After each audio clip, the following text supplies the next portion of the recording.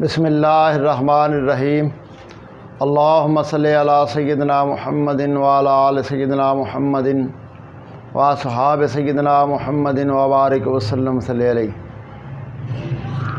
واجب الاحترام دوستو، عزیز و بزرگوں، قابل قدر میری ماں اور بہنوں، السلام علیکم ورحمۃ اللہ وبرکاتہ۔ آج میں جس عنوان پر گفتگو کرنا چاہتا ہوں وہ بہت ہی اہم عنوان ہے اور اس کا تعلق تقریباً ہر بندے کے ساتھ ہے۔ وہ یہ ہے کہ پڑوسی کے حقوق، ہمسائے کے حقوق۔ ہمارا دین جو ہے وہ ہمسائے کے حقوق پر بہت زور دیتا ہے۔ حضور سرکار دو عالم صلی اللہ علیہ وسلم نے ارشاد فرمایا کہ جبریل نے مجھے پڑوسی کے اس قدر حقوق بیان کیے کہ میں سمجھا کہ شاید یہ پڑوسی کو مال میں وارث بنا دے گا۔ حضور سرکار دو عالم صلی اللہ علیہ وسلم نے فرمایا کہ اچھا مسلمان وہ ہے کہ جس کا پڑوسی اس کی تکلیف سے محفوظ رہا۔ سرکار دو عالم صلی اللہ علیہ وسلم نے ارشاد فرمایا کہ جس کا اللہ پر اور آخرت کے دن پر یقین ہے وہ اپنے پڑوسی کو کوئی تکلیف نہیں دے گا۔ یعنی کس قدر بیان فرمایا کہ جس کا اللہ پر ایمان ہے اور قیامت کے دن پر ایمان ہے وہ کبھی اپنے ہمسائے کو تکلیف نہیں دے گا۔ یعنی کہ اللہ پر ایمان اور قیامت کے دن پر ایمان یہ مسلمان کی نشانیوں میں سے ایک نشانی ہے، اور اس کے بارے میں یہ کہا جا رہا ہے کہ جس کو اس بات کا لحاظ ہوگا کہ وہ تو اللہ کو مانتا ہے، قیامت کے دن کو مانتا ہے کہ قیامت قائم ہونی ہے، تو وہ کبھی بھی اپنے ہمسائے کو تکلیف نہیں دے گا۔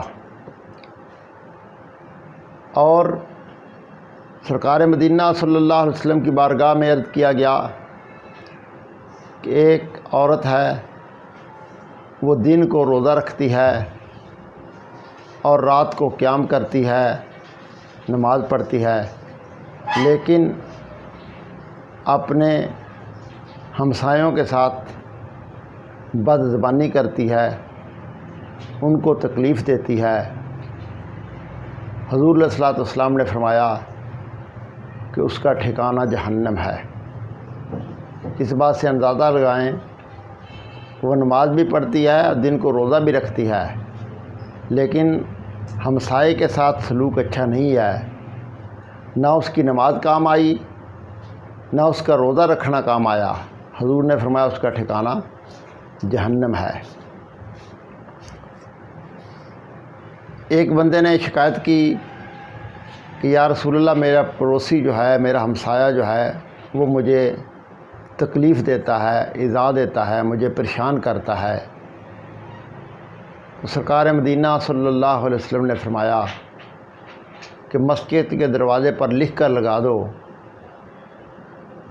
کہ 40 گھر دائیں، 40 بائیں، 40 سامنے اور 40 پیچھے یہ پڑوسی ہوتے ہیں۔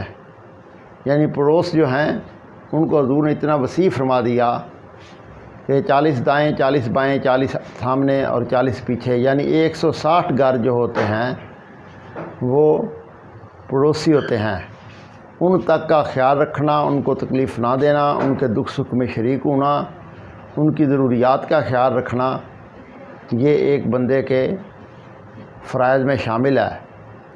اب ذرا غور فرمائیں، جب ہم تعلیمات نبوی صلی اللہ علیہ وسلم کی روشنی میں اپنے معاشرے میں، اپنے ارد گرد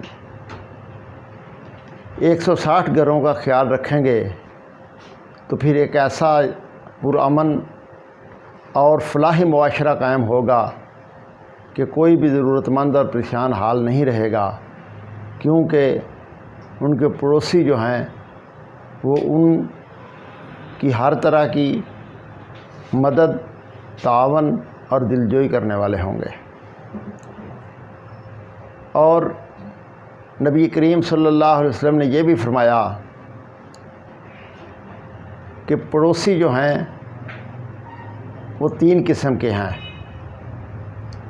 ایک پڑوسی وہ ہے جس پر صرف ایک حق ہے، ایک پڑوسی وہ ہے جس پر 2 حق ہیں، اور ایک پڑوسی وہ ہے جس پر 3 حق ہیں۔ عرض کیا گیا کہ 1 اور 2 اور 3 یہ کون کون ہیں؟ فرمایا جو صرف پڑوسی ہے مگر مسلمان بھی نہیں ہے، تمہارا رشتہ دار بھی نہیں ہے، مسلمان نہ بھی ہو لیکن ہے تمہارا پڑوسی، اس پر صرف پڑوسی ہونے کا حق ہے۔ اور فرمایا دوسرا وہ ہے کہ جس پر 2 حق ہیں، ایک وہ مسلمان بھی ہو اور ساتھ تمہارا پڑوسی ہو، اس کے 2 حق بیان فرمائے۔ اور تیسرا وہ کہ مسلمان بھی ہو، پڑوسی بھی ہو اور رشتہ دار بھی ہو، اس کے 3 حق ہیں، ایک رشتہ دار ہونے کا، ایک مسلمان ہونے کا اور تیسرا پڑوسی ہونے کا۔ اس کے تینوں حقوق جو ہیں وہ ادا کرنے ہوں گے۔ تو دوستو، پڑوسیوں کے ساتھ احسن سلوک کرنے کا حضور سرکار دو عالم صلی اللہ علیہ وسلم نے حکم دیا ہے، اور اگر وہ کوئی تکلیف دیں تو تب بھی یہ حکم دیا گیا ہے کہ ان کے ساتھ حسن سلوک ہی کرنا ہے۔ حضرت عبداللہ ابن مسعود رضی اللہ تعالیٰ عنہ کی بارگاہ میں ایک شخص نے عرض کیا کہ حضور، میرا پڑوسی مجھے تکلیف دیتا ہے، مجھے پریشان کرتا ہے۔ تو آپ نے فرمایا وہ تجھے پریشان کرتا ہے، لیکن تم اس کے معاملے میں اللہ اور اس کے رسول کی اطاعت کرتا رہو، یعنی کہ اگر وہ تکلیف دیتا ہے تو وہ دیتا رہے، لیکن جو تمہیں حکم دیا گیا ہے کہ تم نے اس کے ساتھ اچھا سلوک ہی کرنا ہے۔ تو دوستو، ہمیں ہمسایوں کے ساتھ، پڑوسیوں کے ساتھ عمدہ سلوک کرنا چاہیے، حضور علیہ الصلوۃ والسلام کی تعلیمات پر عمل کرنا چاہیے۔ اللہ تعالیٰ میرا اور آپ کا حامی و ناصر ہو، آمین ثم آمین۔